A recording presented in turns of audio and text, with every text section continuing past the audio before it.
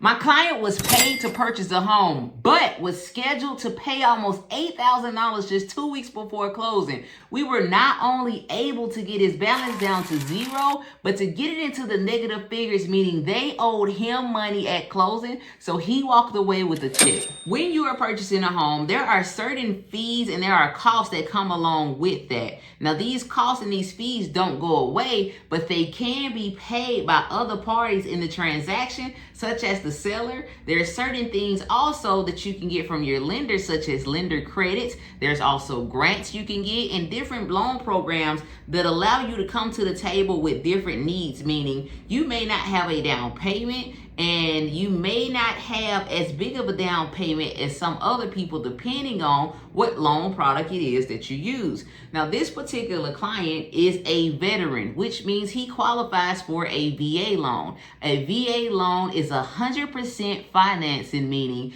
you need no down payment. So right off of the top, he's saving thousands of dollars out of pocket by not having to come up with a down payment. A down payment is typically 3%, but this can vary depending on what loan product you're using, because sometimes it can be up to at least 5%. So it really just depends. In this particular case, let's use numbers so that you can visualize and see how this looks. So the purchase price of the home was $265,000. So a 3% down payment on a $265,000 home comes out to be $7,950. So right off of the top, he's saving almost $8,000 within that. Then you have realtor commissions and fees. A typical realtor commission can be 3%. That can also vary. That is not set in stone, but typically, let's say 3%. So that's another $7,950 that he is scheduled to pay when he comes at closing. But in this particular case, we were able to get the seller to agree to pay the full 3% commission for his agent. Yes, you can do this. If the sellers are willing to do so, then you can get the sellers to pay your buyer's agent commission as well. With this tactic, we were able to save the buyer over $26,000 on his total home purchase, meaning he came to the closing table and did not have to pull a dime out of his pocket. All he needed was a pen to sign the paperwork. So here is what that means, and here's how it was done. In order to do this, you have to get the funds that are coming into the transaction to outweigh the funds that are due for the transaction, so that there is something left over for the buyer to take back home. Now, this is not a typical case, and this does not happen often, but it can happen if all of the conditions are right.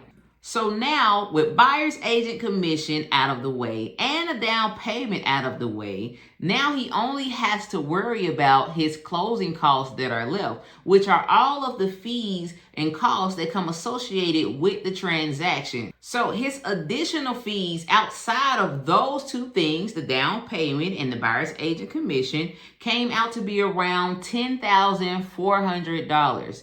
So we were able to also negotiate this into the deal.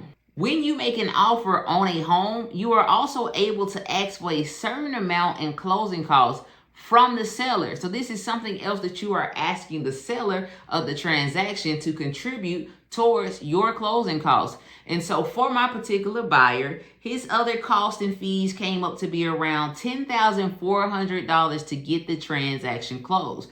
We were able to ask the seller to pay this as well, but we had to do it in a particular way. At first, we secured $5,000 towards the buyer's closing costs. This is with our initial offer, and this is with the home being priced at $265,000. But 2 weeks prior to closing, we received our appraisal, and our appraisal came back in higher than expected and higher than our current offer price, which means we were able to offer the seller more money on the home so that we can also ask for more money back at closing. Now, the seller has already agreed to give us $5,000 towards our closing costs, but now the purchase price is currently at $265,000 as the current offer. Now with the appraisal back in and the appraisal coming in higher, we had more room to negotiate. So what we did was we went back to the seller and we offered them another $5,000.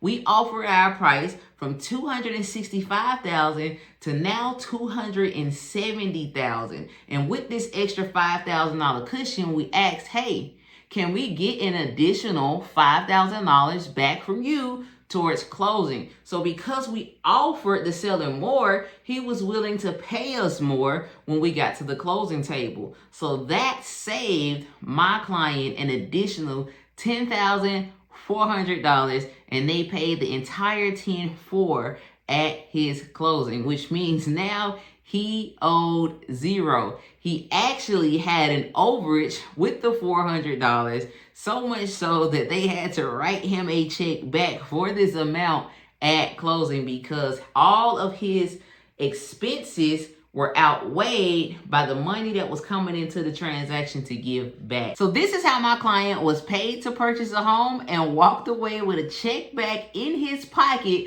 to close on his dream home. And now him and his beautiful family are enjoying it home, and I am so happy for them. And again, this is not something that happens each and every day. This doesn't happen for each and every client. But with the proper negotiations and the perfect loan product tailored for you, these things can happen. And even if you don't get close or you don't get money back or you don't get a check back, at the end of the day, it's about curating the perfect deal for you that works out for both the buyer and the seller so that everybody walks away happy.